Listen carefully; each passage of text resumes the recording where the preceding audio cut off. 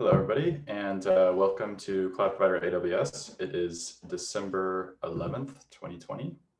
This meeting is being recorded, so please respect the community standards.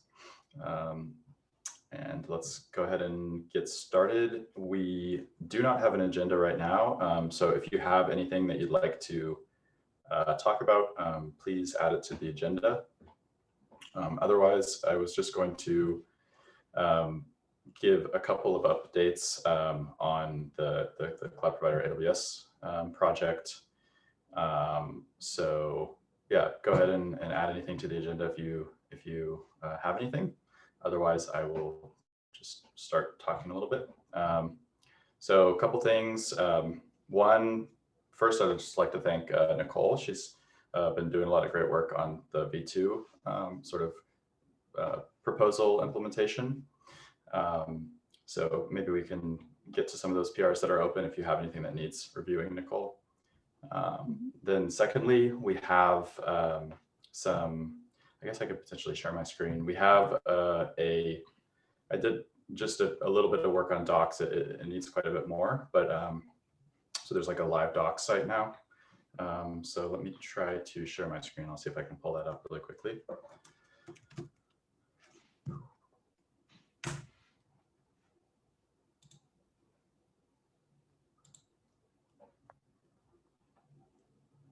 I just made you the co-host, so.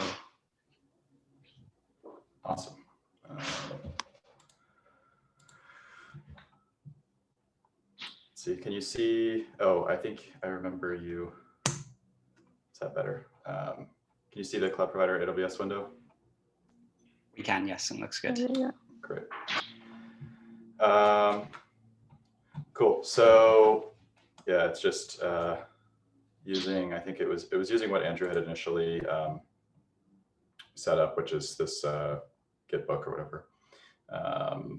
So there's just some really quick information. I started doing the like how to set it up with cops section. Obviously, still needs quite a bit more work, but if you, I would encourage you to everyone to just kind of add sections as they see fit. I could definitely use a section on the V2 provider and any other ideas. Yeah, just file issues or bring them up here. Let's see. Yeah, the second. Any questions on docs or any thoughts on where we need documentation the most?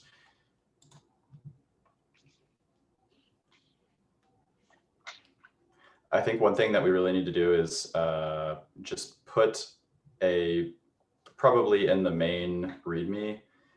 We're following the convention for, it was suggested by sig-cloudprovider to have the major and minor versions reflect the Kubernetes version that the build is compatible with.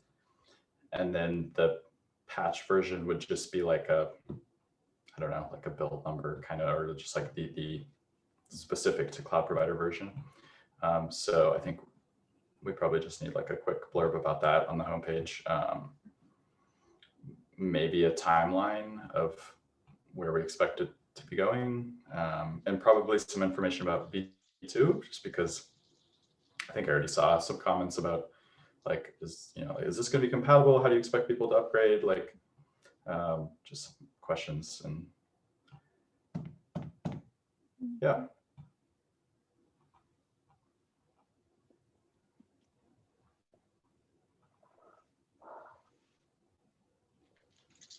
Yeah, that doc site looks really great, I think, and I like that convention on that. I think that makes a ton of sense, at least until we can not have to worry about the compatibility of the minor version. So yes, that makes a ton of sense.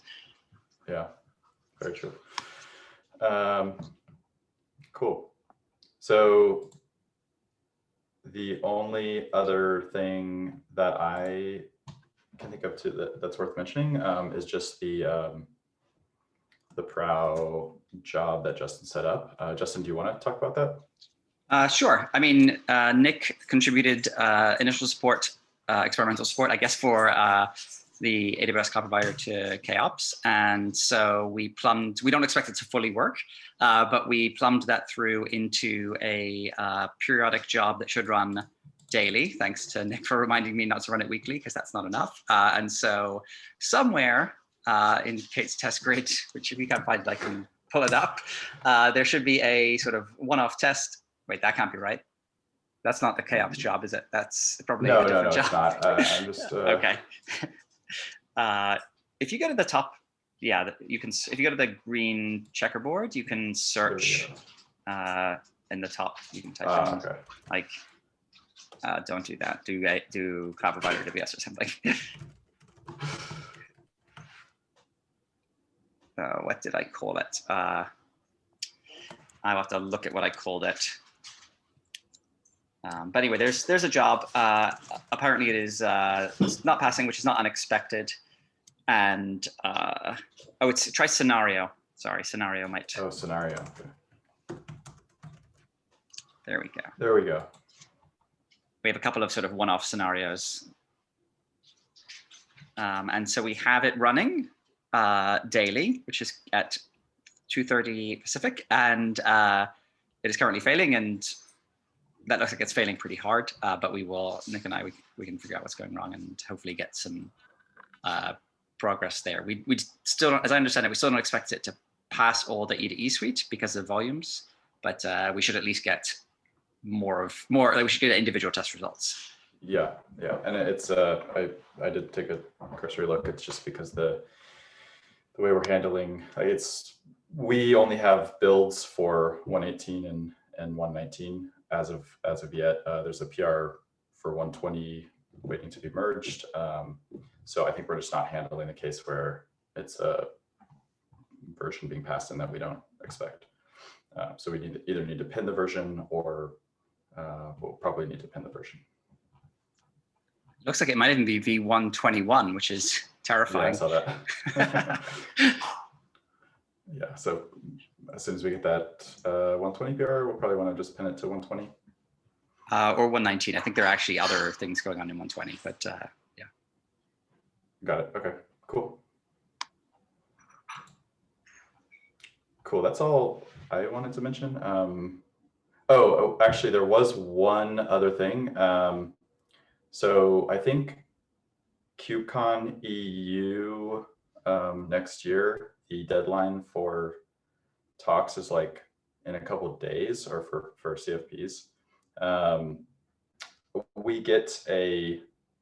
I believe we get a free slot. So I can just go ahead and like submit a talk just to kind of reserve our slot. Do you think we should do that?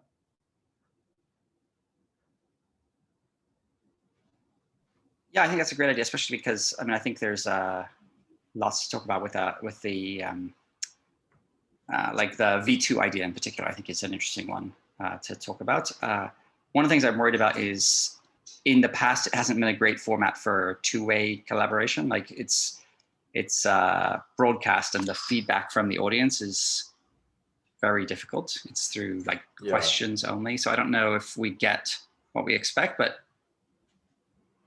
yeah, if we can think of something that works in that medium, I think that's a great idea.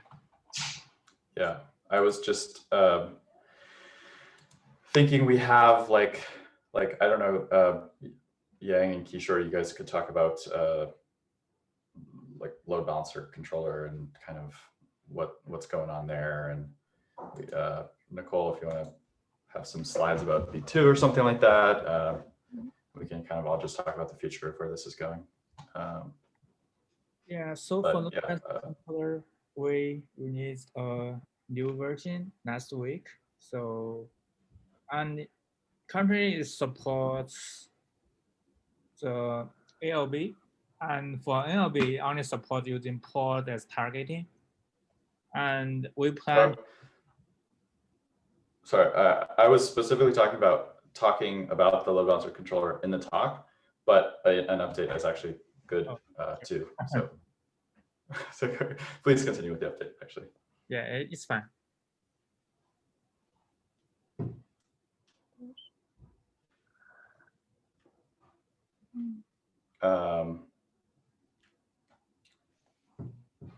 Nicole, would you want to? Yeah, sorry. Sorry.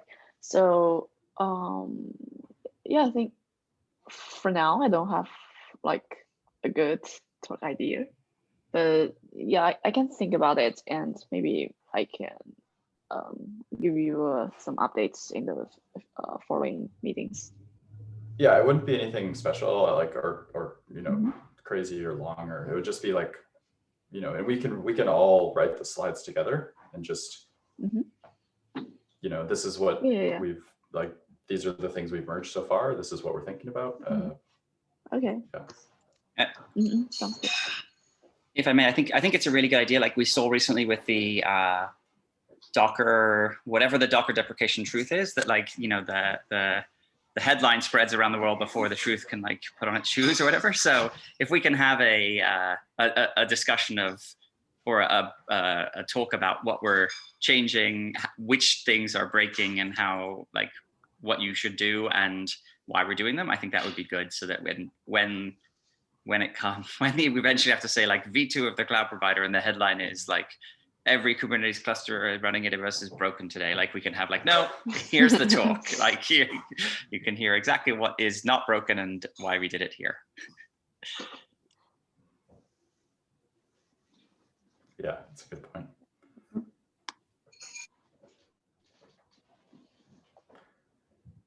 All right.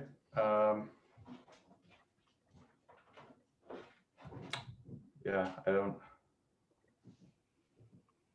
I actually would be interested to hear the load balancer controller update, Yang, if you do want to get into that.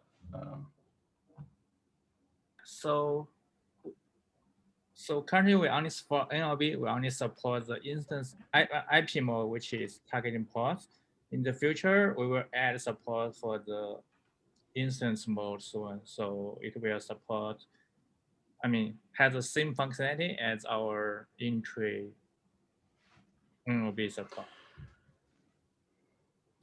Got it. So are we going to, is it going to be equivalent? Yeah, is it going equivalent in the set of support allocations? And will we be deprecating alongside the launch of it and the load balancer controller? Will we be deprecating it in the cloud provider? Yeah, I think that's the plan. Okay. That allow us to move quicker, and they can share the same implementation.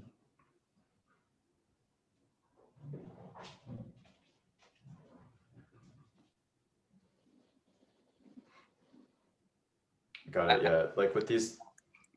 Sorry, I just want to say for the minutes or the notes, we'll deprecate the load balancer controller in the in-tree collaborator and essentially move the functionality into the out-of-tree ones, right? I want to like have the, like, I feel like deprecating is the like we're removing support for Docker, and I want to be like, what is the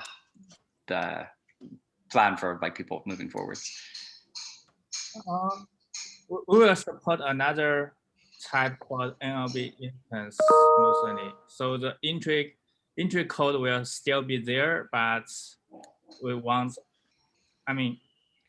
actively maintain it. So people will, if people want to try out the new notifier functionalities, they can using the new AWS load balancer controller, which is more updated. So deprecate but not remove the load balancer controller in the in-tree cloud provider, and invest more in the. Eventually be removed in the V2 of the cloud provider. Yeah, we want to remove it from the in-tree cloud provider.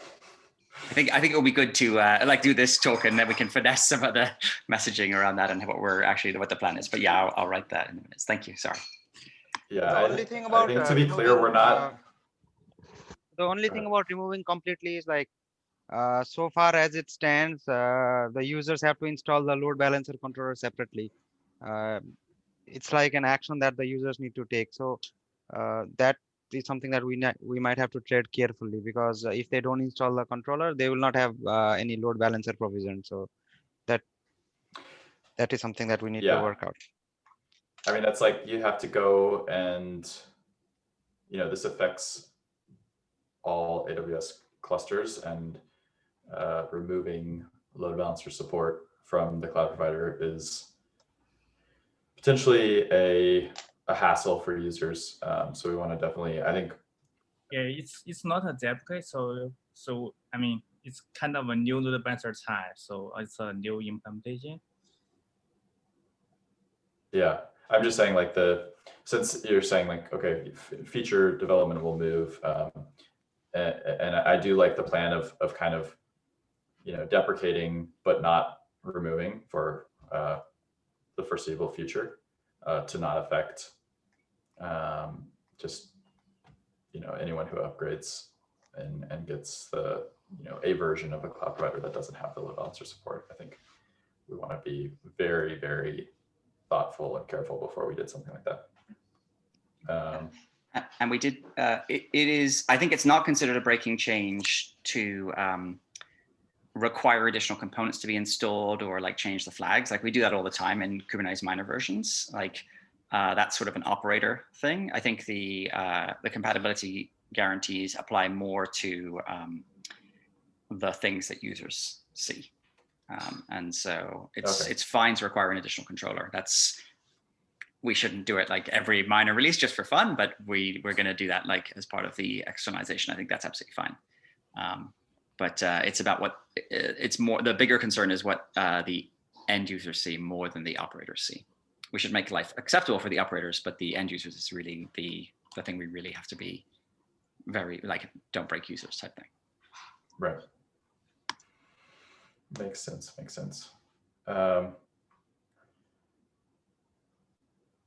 So we also have kind of on the deprecation topic, we have that PR, or I opened a PR to copy the entry code legacy cloud provider over to the external, and it's currently just waiting on the 120 pull request to merge.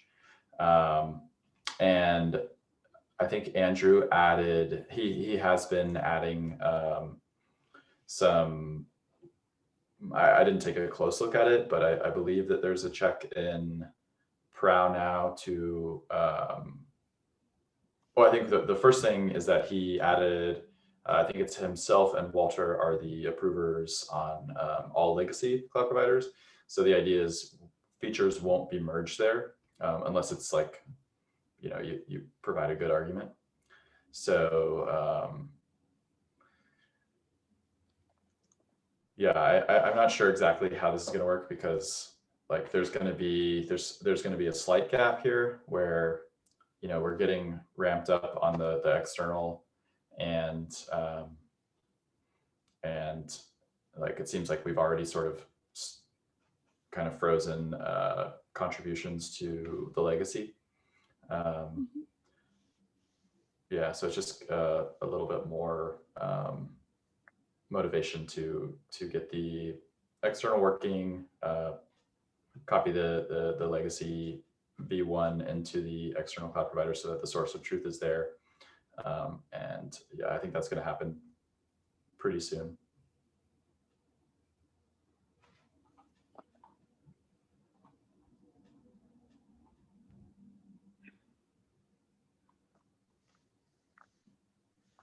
Cool. Thoughts on that? I don't really have anything else to talk about.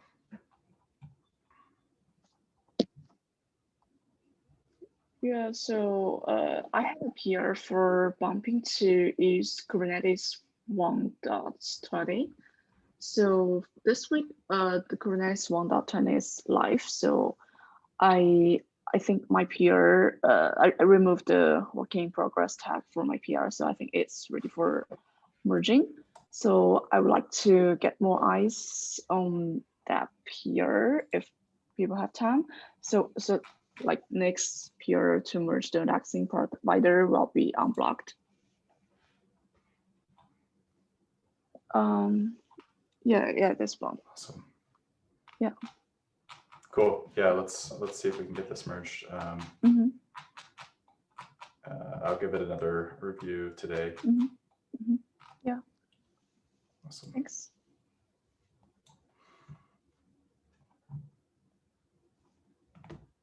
All right.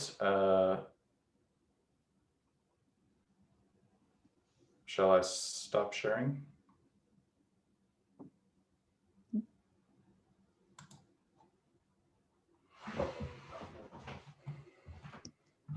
The only other item on our agenda is whether or not we want to have a meeting in 2 weeks. On Christmas Day? Yes, exactly. Hmm. So I think it's pretty clear that we are not going to have a meeting in 2 weeks. So our next meeting will be in a month, or 28 days, I should say, right? I can't do the math. Yeah. 7, 8, 8th, maybe. Yeah, something around there. I tend to avoid month math. Calendar says the 8th. Okay. Yeah, that sounds good. First week back, right? So, but it's Friday, so I guess we can do it. We canceled I think we canceled 2 of the SIG cloud provider meetings. So the one that falls in the week of Christmas and then the one after, but I'm fine with either.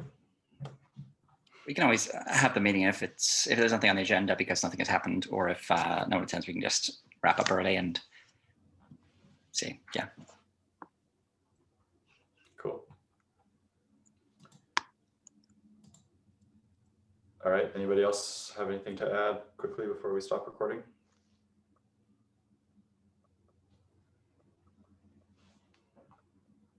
Cool. Thanks for joining, everybody. Thanks for hosting, Nick. Thank you.